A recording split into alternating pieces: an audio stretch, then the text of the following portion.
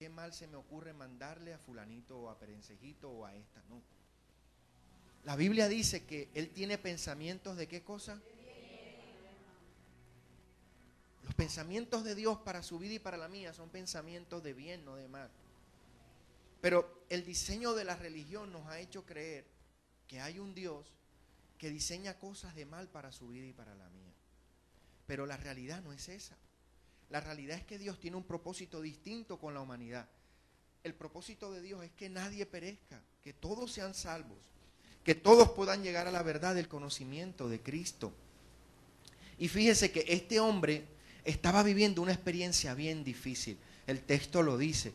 Vivía solo, ¿verdad? Vivía en un sepulcro, vivía perseguido, vivía dando gritos, vivía haciéndose daño. Habían intentado ayudarlo, pero hay situaciones en la vida del ser humano en que por más que la gente te quiera ayudar, no lo va a poder hacer. Porque justo en esas áreas, en tu vida y en la mía, el único que puede obrar es Cristo. El único que tiene el poder suficiente para vencer las 1000 circunstancias, una legión. Y en esto le quiero hacer un poco de uso del lenguaje bíblico, porque hemos literalizado mucho el texto bíblico y lo entendemos como está escrito. Y él no está escrito para que usted lo entienda así. Él está escrito en un lenguaje muy simbólico. Y cuando hablan de una legión, no le voy a dar historia romana ahora, pero estábamos hablando de más de 1000 hombres incorporados a un cuerpo militar. Eran 1000 o 1200 podrían ser, pero no eran menos de 1000. Es decir, que cuando este hombre dice, legión me llamo, de lo que está intentando decirnos es que tenía todo un mundo de circunstancias que le estaban oprimiendo. Los romanos para el pueblo de Israel implicaban opresión, implicaban desprecio, humillación, enfermedad, pobreza. Todo eso es lo que este hombre está encarnando. Y es lo que la humanidad sin Cristo encarna. Sufrimiento, enfermedades. Dios no quiere que un niño muera a temprana edad por una enfermedad. Dios no está pensando que a tu vida o a mi vida pueda venir una enfermedad para que tú vengas a Él. Dios no trabaja y no funciona así. Pero vivimos en un mundo que le ha dado la espalda a Dios. Y que habiéndole dado la espalda a Dios ha abierto las puertas para que ocurran muchas cosas que Dios no quiere. Pero la Biblia sí dice que Dios va a usar todas esas cosas por amor a ti para que te hagan bien. Esos son los caminos de Dios. Romanos 8:25 dice que todo lo que Dios permite que nos pase, pasa para bien. Pero la parte más importante de ese versículo es la que a veces dejamos de decir. Y es la que dice que es a los que hemos sido llamados conforme a su propósito. Entonces, cuando a tu vida y a la mía le vienen y le suceden cosas que ni tú ni yo podemos interpretarla, ahorita que Jesús decía, y se venía una o tras otra, yo pensaba en los tiempos que vivimos. Hubo un tiempo para nosotros en que vivimos situaciones difíciles. Katrina se enfermó grave, Jonathan se enfermó grave y nuestros 2 hijos estaban graves hospitalizados en la clínica. Teníamos que irnos de un hospital a visitar al otro porque ambos cayeron enfermos. Y era algo que amenazaba en ese momento su vida, era algo gástrico también. No teníamos empleo, fue una situación, Dios mío. Y justo en esas circunstancias pasaban otras y otras y otras. Y nosotros deseamos algo parecido, Señor, pero ¿y esto qué? Con que tantas cosas a la vez. Y recuerdo que hasta a veces en los tiempos de oración terminamos y nos reíamos, decíamos, no alcanzamos ni a coger un poquito de aire cuando ¡puf! Otra vez al agua, que ahí viene otra situación. Pero todas esas cosas construyeron en nosotros un carácter de fe en Jesucristo. De poder saber que los tiempos, por muy difíciles que fueran, por 1001 más circunstancias que pudieran venir, si Dios estaba con nosotros, íbamos a salir vencedores. Íbamos a salir vencedores en medio de momentos duros, de quebrantamiento, de no entender. Recuerdo que en los días en que por aquí todavía había una casa, Jonathan se levantó, una noche lo sentí y estaba convulsionando el niño y las llaves se perdieron, no podíamos salir y el niño convulsionándome en los brazos y encerrado aquí, no teníamos por todo, no encontrábamos las llaves. Y recuerdo que la iglesia apenas iba por ahí, por ese pedacito, y ahí estaba el altar, y corrí y puse al niño ahí en el altar y dije: Señor, tú nos regalaste a Jonathan. Tú nos los diste cuando ni siquiera nosotros pensamos que íbamos a tener más hijos. Yo te lo entrego, ahí está, tú vas a saber qué vas a hacer con la vida de él. Y le oramos al Señor, y bueno, después abrimos la ventana, la partimos, eso fue, y pudimos salir para el médico, pero habiendo hecho esa oración descansamos. Y de allí para adelante Jonathan vivió un proceso muy difícil de salud, porque a veces creemos que cuando oramos todo va a cambiar mágicamente, y no pasa así. Y no pasa. A veces quisiéramos que ocurriera así, pero a veces no pasa. Hay ocasiones en que usted ora y todo automáticamente cambia, pero hay ocasiones en que no ocurre así, y parece que el cielo se volviera como de bronce, que nada subiera y que Dios no escuchara. Pero Dios está escuchando. Este hombre de la historia dice que intentaron todo. No sé cuánta gente quizás oró por él, su familia seguro pidió por él, sus amigos seguramente pidieron por él, sus vecinos pidieron por él, pero hubo un momento en que pensaron: no, aquí ya no hay, y abandonaron las causas. Pero Dios nunca abandona la causa de tu vida y la mía, nunca lo hace, nunca lo hace. Aunque a veces esos silencios prolongados, ¿verdad?, te hagan revisar tantas cosas. Yo no sé el hombre de esa historia cuántos momentos difíciles vivió, pero vivir en un cementerio debe ser complejo. Vivir rodeado de tumbas debe ser complejo. A veces uno va a esos lugares y no sé si le pasa a usted, pero yo quiero salir de ahí rapidito. No son lugares en los que uno quiera vivir. Y ese hombre vivía ahí. Póngase a pensar eso. La situación que le había llegado era tan difícil que había hecho de su lugar de habitación un cementerio. Era bien difícil. Por eso cuando Jesús le pregunta: ¿cómo te llamas?, le dice: Legión me llamo, porque somos muchos. Eran muchas las situaciones que él había tenido que vivir. Pero fíjate, Jesús no se ocupó de pensar cuáles eran los nombres de esos muchos para ver qué especialmente tenía que hacer con cada uno. Lo que el texto está intentando decirnos, y vuelvo y te digo lo mismo, es que aunque parezca invencible y aunque parezca una situación que nadie va a poder cambiar, cuando el Señor pone los pies sobre tu vida y la mía, las cosas empiezan a ser transformadas. Empiezan a cambiar. Empiezan a ser transformadas. Y es importante el tema del nombre en la Biblia. No sé cuántos de ustedes por ahí les ha llegado la aplicación esa de qué significa su nombre, ¿verdad? A mí me gusta el significado de mi nombre, Ernesto. No le voy a decir cuál es, pero me gusta. Los nombres en la Biblia tienen un acento muy especial. Ningún nombre era puesto por suerte, sino que tenían un sentido especial.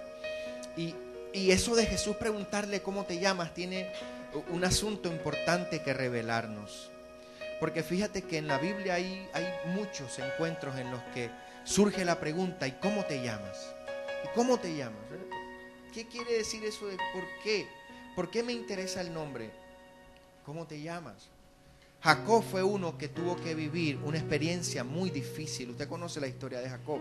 Por tiempo no se la voy a contar toda, pero ahí está en el libro de Génesis. Jacob nace junto con su hermano Esaú, ¿verdad? Son gemelos. Esaú nace primero, Jacob nace atrasito. Empieza cada uno a esforzarse. Esaú se vuelve un hombre de la selva, del campo, ¿verdad? Es más, huele tan delicioso que su padre Jacob lo reconoce porque le dice: hueles a las bestias del campo. Yo no sé si ese perfume tú te lo has echado, pero ¿a qué olerá las bestias del campo? Ayer en Barranquilla hubo momentos de bestias del campo. Se fue el agua por bastantes horas. Yo alcancé a bañarme porque como me levanto temprano me bañé. Los que se levantan tarde no, ¿verdad? Era tan particular la vida de Esaú que su padre lo reconocía por el olor, ¿verdad? No, tú no hueles como mi hijo huele de manera particular, ¿verdad? Jacob tomó otro camino, Pero finalmente la historia es que hay un montón de engaños, hay un montón de situaciones difíciles y Jacob se tiene que ir huyendo porque engaña. Y el nombre Jacob significaba engañador. Y quizás la vida de todos nosotros está encarnada, siempre le digo, en los textos bíblicos hay que leerlos con otra dimensión. Y la vida de cada uno de nosotros está encarnada en la de Jacob. Porque fuimos enseñados, ¿verdad?, a mentir, a engañar, a tomar los atajos, a que había que lograr todo a la manera como fuera. Y eso va rompiendo la humanidad. Y eso ha ido rompiendo y deshumanizando cada día más al ser humano. Y lo ha vuelto en el modelo en el que estamos, cada día más centrado en su beneficio, en lo que él quiere y que logre lo que tenga que lograr, pasando por lo que sea. Y Esaú se enoja con su hermano, lo va a perseguir para matarlo y Jacob tiene que huir. Y resulta que se encuentra, ¿verdad?, con quien van a ser su esposa, pero el papá era un poco difícil, Labán, como que había estudiado en la misma escuela que él, pero ya llevaba como unas maestrías adelante. Entonces, Jacob era experto en engañar, pero Labán era un doctorado en engaño. Y entonces comienza a aplicarle una serie de cosas y de engaños a Jacob. Pasan 21 años para que Jacob pueda salir de allí de donde Labán. Pero a lo largo de esos 21 años el Señor va construyendo, vuelvo y le digo, en todo lo que pasa Dios va edificando en nosotros su propósito. ¿Recuerdan la enseñanza de Navidad? ¿Verdad? El propósito de que Jesús naciera estaba trazado desde antes de la fundación del mundo. Ya Dios sabía que Él tenía que encarnarse para que usted y yo pudiésemos tener una oportunidad. Sin que Jesús naciera no había oportunidad para nosotros. Pero tuvo que pasar mucho para que ese momento pudiese llegar. Y va a tener que pasar mucho en tu vida para que los propósitos de Dios comiencen a encauzarse. Pero Él te va a guardar, Él te va a sostener, Él te va a proteger. Él va a estar allí para sacarte adelante. Y Jacob va a volver a casa. Y justo la noche en que se va a encontrar con su hermano, ahí en Génesis, en el capítulo 32, versículo 29, pero usted puede leer el capítulo completo en casa, no lo voy a leer ahora completo, pero me quiero quedar con el versículo 29 del capítulo 32 de Génesis. Jacob está en una tierra en el que ha mandado su familia y la ha puesto de alguna manera protección, y él solo va a enfrentar a su hermano, porque él está temiendo que todo lo que han sido los hechos de su vida cobren en la vida de su hermano un poco de justicia y que él mate a toda su familia, y él se queda solo esa noche ahí. Pero justo en esa noche de dificultad y de prueba y de mayor quiebre de su vida se le aparece el Señor, y el Señor le pregunta a él su nombre, le dice: ¿cómo te llamas? Y él le dice: me llamo Jacob. Entonces Jacob le preguntó y dijo: dame a conocer ahora tu nombre. Pero él le respondió: ¿para qué preguntas por mi nombre? Y lo bendijo allí. Las formas en las que Dios lo va a hacer no es determinante. ¿Sabes por qué? Porque Dios puede ser Jehová Rafa para ti, es decir, un Dios que sana. Pero para mi vida Él puede ser Jehová Jireh, un Dios que provee, ¿verdad? O para otro puede ser Jehová Nisi y lo guarda y lo saca de un momento de muerte y de dificultad. Dios va a encarnar en tu vida lo que ella necesita. Por eso, identificar a Dios con un momento especial no puede ser. Tú no puedes encajar a Dios solamente en tu experiencia de vida, porque Dios se va a encajar en la experiencia de vida de toda una humanidad. Pero Él sí está interesado en que tu nombre pueda ser cambiado. Y entonces el ángel le dice: ya no te vas a llamar más Jacob, ahora te vas a llamar Israel. Y dice que cuando aquel nombre ocurre, Jacob pelea con un ángel que es el mismo Cristo, es una aparición de Cristo, una teofanía en el Antiguo Testamento. Y dice que hasta el amanecer Jacob estuvo peleando con él. Y usted sabe qué hizo el ángel: le descoyuntó la pierna. Si a veces nos torcemos un dedito y duele infinitamente, usted se puede imaginar lo que es bueno, a veces, una vez tuve la oportunidad de ver a un compañero que se le salió el hombro de aquí, y metérselo para mí fue más trágico que salirse, porque yo pensé que eso le iba, y eso fue un procedimiento bastante rápido y doloroso. Ahora yo me imaginaba a Jacob con su pierna descoyuntada. Yo me imagino que eso tiene que ser un dolor terrible, una experiencia terrible. Pero aún estando ahí en ese momento de dolor, Jacob entendió que estaba una oportunidad de cambio para él. Los momentos de dolor en nuestra vida tienen que significar momentos de cambio. Momentos de cambio, no para destrucción, sino para que la vida en ti pueda tener un giro, una transformación. Y que quizás lo que venía haciendo deje de ser y pueda ser en Dios algo diferente. Y le dice a Jacob, hasta que no me bendigas no te suelto. Y el ángel lo bendijo. Pero quedaron en su vida las huellas de aquella lucha. Y es lo que pasa, Jesús, con tu vida, con la mía y con la de todos. Finalmente todos vamos a llevar en nuestra vida huellas de lo que han sido nuestras luchas con Dios. Pero tú sabes para qué va a servir eso, para que mañana tú le puedas decir a alguien, confía, Dios lo va a hacer. Confía, Dios lo va a hacer. ¿Y por qué tú lo sabes? Porque Él mí lo hizo. Pues tú no te imaginas lo que yo viví. Tú no te imaginas lo que yo pasé. Y Dios de allí me levantó y me sacó. Entonces lo va a hacer contigo. Entonces tu experiencia y tu nombre ya no va a significar vergüenza, ni va a significar engaño, ni va a significar quizás cualquier error que haya podido en tu vida venir, sino que tu nombre va a ser signo de esperanza.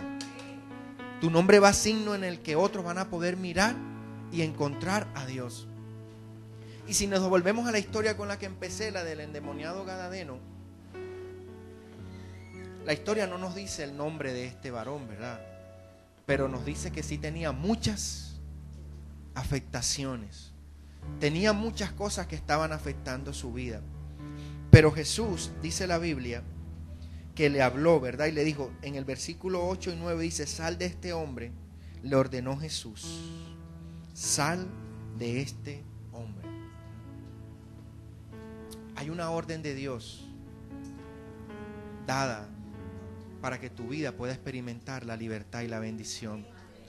En nuestro servicio de fin de año, ¿verdad? Tomamos esa palabra de Juan 1:16, en el que decíamos que este va a ser el año de la bendición sobre la bendición.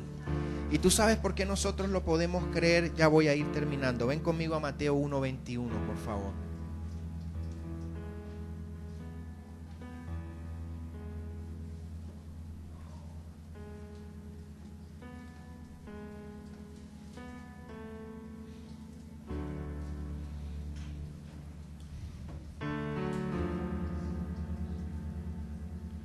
Dice así, María tendrá un hijo y lo llamarán Jesús, porque él salvará a su pueblo de todos sus pecados. Lucas 1:31, vamos a mirarlo también en Lucas.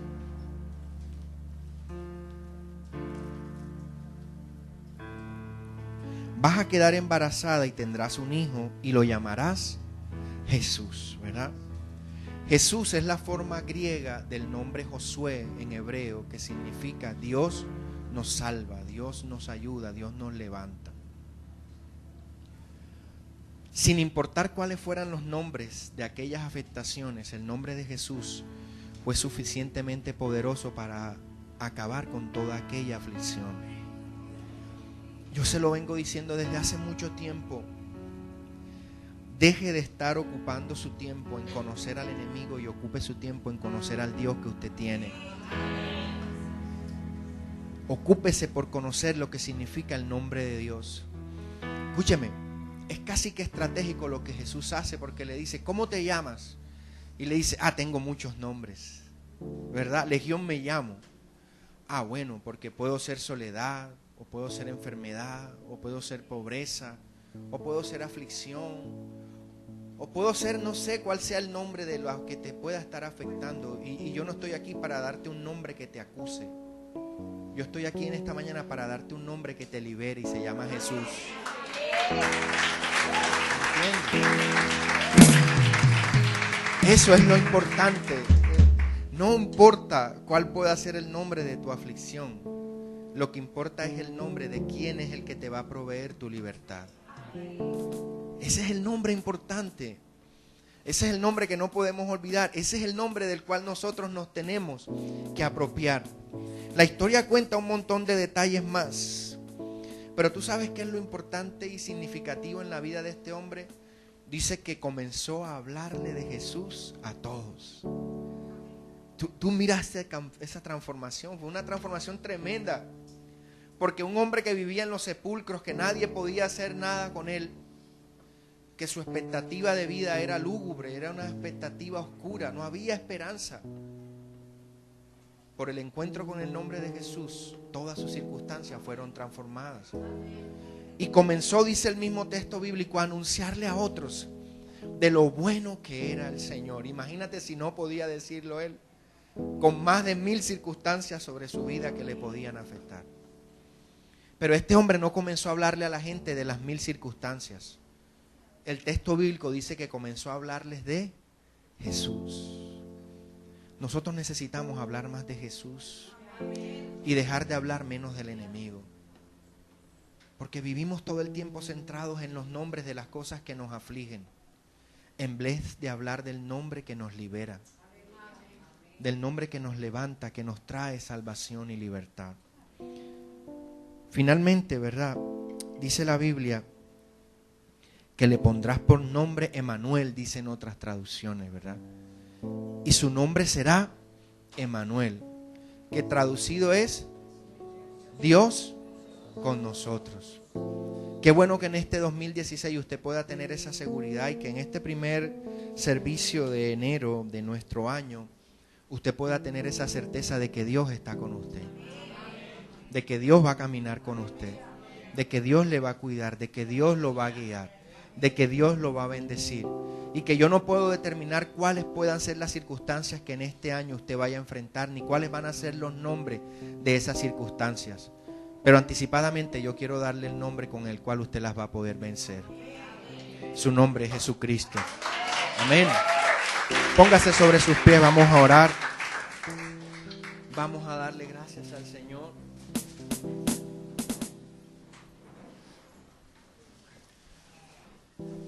Por esta mañana de domingo, por esta alegría que tenemos en nuestro corazón, por la visita del Espíritu Santo, pero también por la visita de nuestro amigo y de nuestro hermano y de su familia, ¿verdad?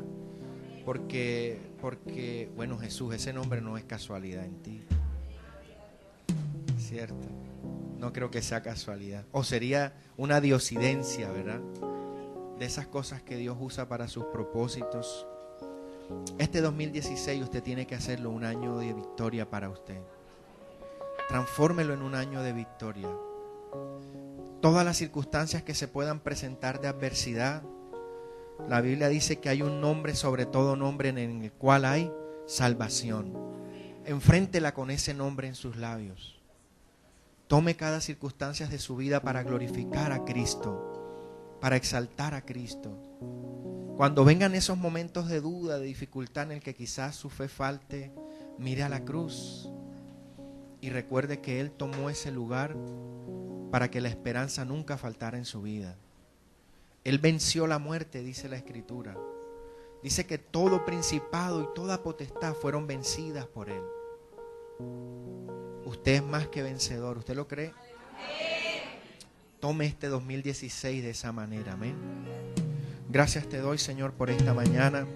Gracias por permitirnos estar en este lugar, Señor. Gracias por regalarnos la preciosa bendición de tu nombre, Señor.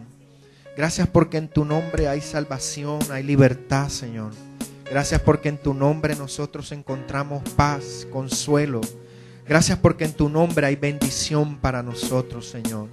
Tú eres el príncipe de paz, Señor. Yo te pido que tú traigas paz sobre nuestras vidas, en medio de cada circunstancia, de cada situación.